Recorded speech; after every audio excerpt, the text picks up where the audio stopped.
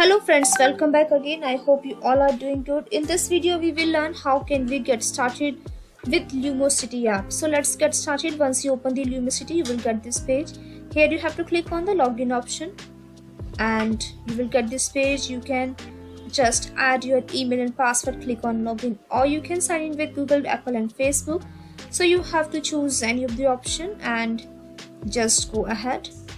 Now we connected your Google account, so now you have to add your date of birth here and year. Click on sign up. Tell us a little bit more about yourself. You have to add your gender, education. You can scroll down and choose any option. Click on the job and choose any option. How would you hear about us? Now click on the next. What time of day are you most productive? Click on any option. How often do you exercise? How much sleep do you usually get each night? And click on generate my. So now you can see you are with the Lumosity. Now you can use this app for your use. So that's it for this video guys. I hope it was great help to you. Thanks for watching this and I will see you in the next video.